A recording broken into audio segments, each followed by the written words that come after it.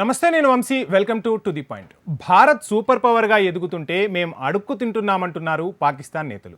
పాకిస్తాన్లోని అతివాద ఇస్లామిక్ నేత మౌలానా ఫజ్లర్ రెహమాన్ జాతీయ అసెంబ్లీలో ప్రసంగిస్తూ భారత్ అభివృద్ధి చెందుతున్న తీరును ప్రశంసించారు. పరోక్షంగా భారత్ గురించి ఆయన ప్రస్తావించారు.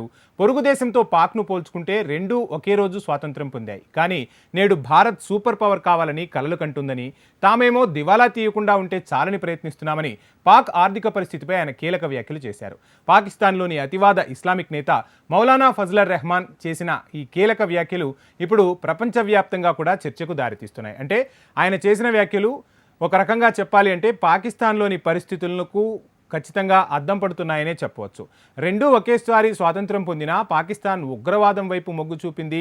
ఎంతసేపు భారత్ను వెనక్కి గుంజాలనే ప్రయత్నాలు చేసింది. కానీ ఆర్థికంగా ఎదిగేందుకు భారత్తో ఏ రోజు కూడా సహాయ సహకారాలు తీసుకోలేదు, ఆ దిశగా ఆలోచించలేదు కూడా. తమ దేశం దివాలా తీయకుండా ఉంటే చాలు, అంతర్జాతీయ ద్రవ్యనిధి సంస్థను మేము ఆ విధంగానే వేడుకుంటున్నాం సహాయం చేయమని అని కూడా ఆయన కీలక వ్యాఖ్యలు చేశారు. పాకిస్తాన్ మాజీ ప్రధాని నవాజ్ షరీఫ్ ఇటీవల ఇదే విధంగా భారత్ అభివృద్ధిని ప్రశంసిస్తూ కామెంట్లు కూడా చేసేశారు. ఓవైపు భారత్ చంద్రయాన్లు, G20 సమావేశాలు జరుపుతుంటే పాక్ మాత్రం ప్రపంచం ముందు అయ్యా బాబు అని అడుక్కుంటోందని అన్నారు. భారత్ వలె అభివృద్ధిని పాక్ ఎందుకు సాధించలేకపోయిందని ఇప్పుడు ఆ నేతలు క్రాస్ చెకింగ్ చేసుకుంటున్నారట. దీనికి బాధ్యులు ఎవరు అని కూడా ఆయనే ప్రశ్నించారు. ఆర్థిక ఇబ్బందుల్లో ఉన్న పాక్కు మరో $1.1 బిలియన్ రుణాన్ని ఇచ్చేందుకు అంతర్జాతీయ ద్రవ్యనిధి ఎగ్జిక్యూటివ్ బోర్డు తాజాగా ఆమోదముద్ర వేసింది.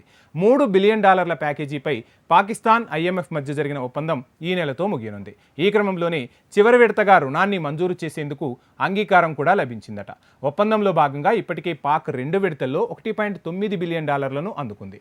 సో ఏది ఏమైనా అప్పు తెచ్చుకొని ప్రభుత్వాన్ని నడపడం, అప్పు తెచ్చుకొని అక్కడ కార్యకలాపాలను నిర్వహించడం అనేది పాకిస్తాన్కు ఆనవాయితీగా మారిపోయింది. IMF కూడా ఇక చేతులు ఎత్తేస్తుంది. ఇప్పటికైనా పాకిస్తాన్ పాలకులు అక్కడి ప్రజల సంక్షేమంపై, అభివృద్ధిపై దృష్టి సారిస్తేనే పాకిస్తాన్ అనేది ప్రపంచపటంలో ఉంటుంది. లేదంటే ఆ ఉగ్రమోకలు, ఆ ఉగ్ర రక్కసి అనేది పాకిస్తాన్ను మింగేయటం ఖాయం.